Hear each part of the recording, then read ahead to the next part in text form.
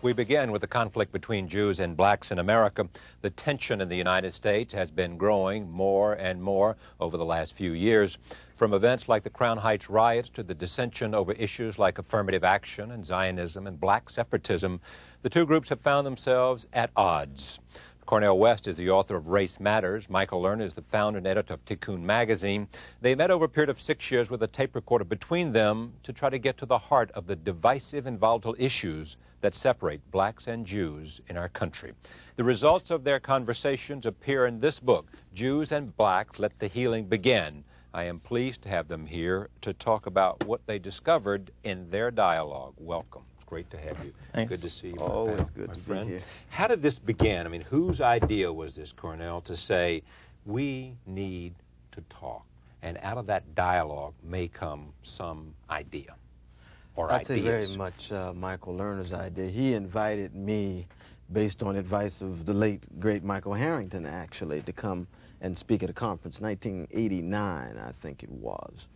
And from there, we became good friends and decided that if we were going to focus on social misery in America and try to transform the situation, transform it into a more egalitarian distribution of wealth and power and resources, that we had to highlight two groups that have served as solid pillars for progressive politics in America, namely Jewish Americans and African Americans. And so the dialogue began 6 years ago.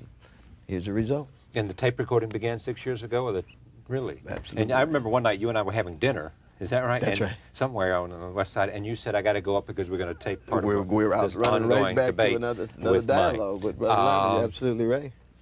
What did you learn about African Americans that you didn't know? What was it that Cornel helped you understand about who he is and where he comes from and what color means? Well, I'll tell you one incident that happened between us that's reported earlier in the book here. And that is, I was growing up in an inner city in Newark, and there was a lot of tension between blacks and Jews. And I was always very scared in my junior high school, my first year in junior high, to go to school because there were these black kids who were kept on coming up to you and saying, got a nickel? And if you didn't have it, you got slugged. And in the book, I was telling Cornel that, and Cornel said, hey, I was that guy. And then Cornel told that he had been into that for a certain amount of time in his life until he had gotten into the church. And through the church and Jesus, his understanding of Jesus, he had really had a transformative experience and gone in a very different direction. Now, for me, at that point in my life, I was hoping, like when I was that kid, I was hoping that those kids who were attacking me could just be locked up for life. And I never had the vision of the possibility of change. And when I got to know Cornel West, one of the most principled and intelligent and loving people I've ever met, and for him to say to me, I was that guy, really brought home to me at a very deep level the kinds of transformations that are possible, number one, and number two, the limited ways in which people view each other through a particular form of behavior that might be offensive, but to not see the full human being behind that behavior and what may have been going on to lead to it and what might lead to its transformation. So when I heard that from Cornel, that was an incredible moment for me. I've learned a lot of other things in the course of these dialogues, but to really get that human beings are not fixed, and that even when there are moments of anger or things that you don't like, that you shouldn't like, that are morally incorrect, that person, that there's a human being there who embodies the Spirit of God and who can be transformed because the Spirit of God is that transformative energy in the world. I got it through this encounter and made a deep and profound impact. And I think this personal dimension is very important, even as we talk about various structures of domination and various operations of power in our economy and the nation state, that we're living at a time in which we're seeing the proliferation of vicious put down, lack of respect, relative paucity of fair-mindedness, and to have a relationship, a companionship, and a friendship that not only cuts across racial lines, but within our communities as well as across our communities, is a way of trying to sustain some sense of hope at a moment in which it seems as if the cynicism and the fatalism and pessimism is overwhelming. And so how do you hold that at arm's length, as it were? Most people, of course, are going to go with the grain because it's fashionable to do so. But I think what we try to do in this text is not simply talk seriously about the levels of unemployment and underemployment, very important, the inadequate health care, the unavailable child care, and so forth, but also to talk about relations that are very important, trying to highlight values of integrity and character. Let me talk about some of the two important ideas, I think. One is that much has always been made within the black community, and especially within the Jewish community, of the role that the Jewish community played in the civil rights movement, that they, members of the Jewish community, a progressive community that supported the civil rights community as much as any group did. Is that all that it's supposed to be, or is there, I mean, did you go into this? Did you talk about this? And what came out of that? Sure. No, we've got a whole chapter. Well, I mean, I think that from our standpoint, there has to be, I think both of us came to agree that the Jewish role was significant. And Jews certainly have a right to be proud of their participation. There are people in the black world who say, oh, well, it was just self-interest.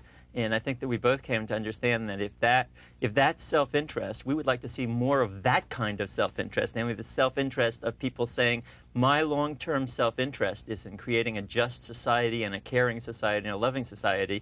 That kind of long-term self-interest is counterposed to the kind of short-term self-interest in which people just go just for themselves and their most narrow material interests. So there definitely was this alliance, but there was also a problem with this alliance, and I learned this about, I don't think I really understood it full well until I heard it from Cornel, the degree to which this very a way of talking about the experience made people in the black world feel condescended to, made them feel that we were claiming that we were superior to them, that we had a higher level of knowledge, that we were coming to teach black people something. And I don't think I ever fully got that in the deep way that I got it when I spoke to Cornel, and that some of the feelings, the hurt feelings that Jews had at the point in which we felt we were being pushed out of some elements of the civil rights movement after 1966-67, when black power became a major force. I don't think I understood it then. I felt it was irrational then, and now I have a much more deep understanding of how black people could have seen us in that way. And conversely, in the Jewish world today, you have an awful lot of people using that pushing away that blacks did as the excuse. Just like they use anti-Semitism in the black world, something that I have absolutely no sympathy with and will not tolerate. But nevertheless, they use that anti-Semitism in the black world as their excuse to fit into American society and abandon Jewish values, the Jewish values of caring, of justice, of love thy neighbor, of love the stranger. And they're using, there's a section of conservative Jews who want to, politically conservative Jews, who want to use that reality of anti-Semitism amongst the small sector of blacks as the excuse for saying, let's give up on all this social justice orientation. Let's forget about our alliance with liberal and progressive causes. Let's take care of our own narrow self-interest, which means less taxes, less social programs, and to hell with the poor. Farrakhan. Well, Minister Louis Farrakhan, very complex, complicated person. Felt by many Jews to be anti-Semitic. Felt by many Jews to be deeply anti-Semitic. Certainly statements that he's made have been unwarranted, anti-Semitic in terms of losing sight of the humanity of Jews. One of the reasons why I'm deeply committed to dialogue with Minister Louis Farrakhan is because I do believe that the influence that he has must be read in two ways. On the one hand, he's got a deep commitment to the black people and has a deep love for black people expressed in his own way. And therefore, one highlights certain contributions that he's made in terms of turning people around, the values of black self-development, self-reliance. On the other hand, he comes out of a tradition which itself has linked black suffering to Jewish power in a way that I think needs to be radically called into question. And it's at that particular point where my critique is put forward. But one has to understand, on the one hand, that Minister Louis Farrakhan has significant influence, especially among young black people, and therefore we're involved in a struggle for the hearts and minds and souls of young black people. And on the other hand, one was recognize the contribution that he's also made. And here where we have deep disagreements in terms of whether, in fact, I should be in dialogue with Ms. Louis Farrakhan at the Leadership Summit and so forth and so on. But I believe in sitting down and having dialogue with people, and that's what I've attempted to do. So did he answer your qualms about Farrakhan No, in this dialogue? No. We still disagree on this. We still have disagreements and on that. I think that Farrakhan is an unacceptable racist, that there is no basis for believing that he will change, that there's or any likelihood of it. 2 weeks after that summit that Cornel participated in his national newspaper, The Call, there was a long diatribe about how the Jews, not individual Jews, but the whole Jewish people, are still responsible for the killing of Jesus of Nazareth, and to have that being revived, incidentally, by an Islamic figure, as though this were his central concern. What is he raising that for in 1994, except to re-stir up the same old mythology that has been used against the Jews to generate hatred? I think this guy is intolerable. But we disagree about this, but we don't disagree about one element of it. Cornel disagrees about how to handle Farrakhan and how to relate to him. He doesn't disagree with me about the importance of fighting anti-Semitism. And so there's a strong difference on the tactic of how to deal with Farrakhan, but not on the principle that anti-Semitism is unacceptable. Is there anything else? Go ahead. That's a very important point, because you see, the ideology of white supremacy, which sits at or near the core of this civilization, has been based on the demonization of black people, the degradation of black bodies. And there's been a demonization of Minister Louis Farrakhan. It seems to me one never wants to lose sight of the humanity of anybody, including Minister Louis Farrakhan. Again, Michael Lerner would agree with me. Well, He wouldn't want to demonize, he wants to bring moral critique to bear. Do you agree that there's been a demonization of Louis Farrakhan? I agree that every human being is created in the image of God. However, I also think that this guy is doing some terrible racist stuff. And look, we in the Jewish world, many of us protested against Kahana also when he was doing his racism against Mayor Kahana, when he was doing Jewish protests against Palestinians in a racist way. Many of us were out there against them.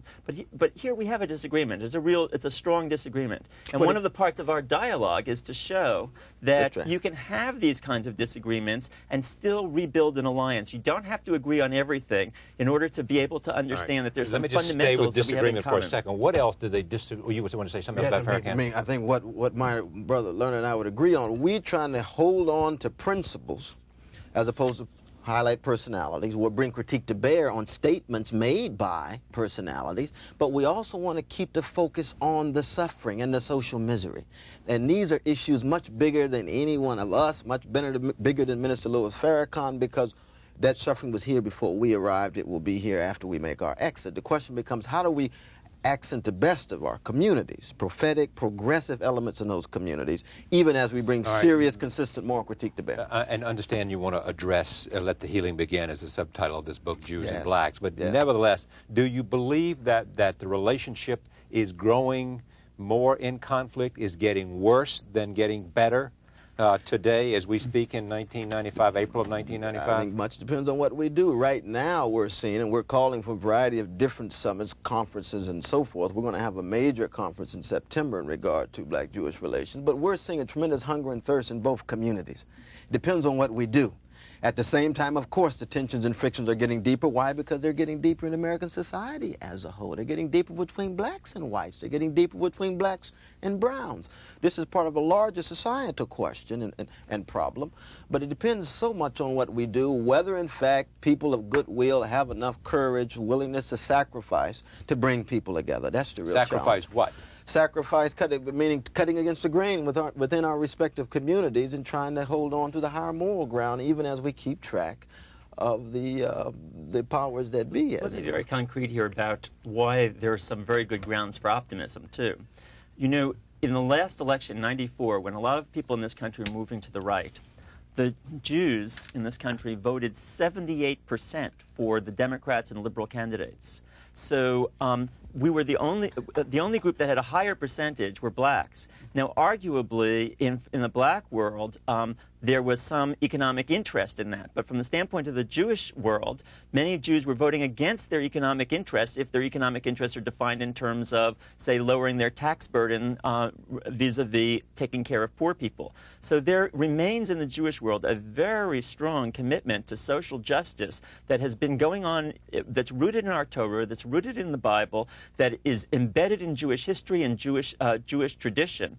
Now, there is another part amongst Jews, part not just of, yes, there are conservatives amongst Jews, but there are also in every one of us a struggle. And this is a struggle that's going on in every American, between the part of us that thinks we can go for our highest ideals and stay true to them, and the part of us that thinks, nobody's going to go for idealism. This is a period of selfishness, and you'd better go for your selfishness, your narrow material self-interest.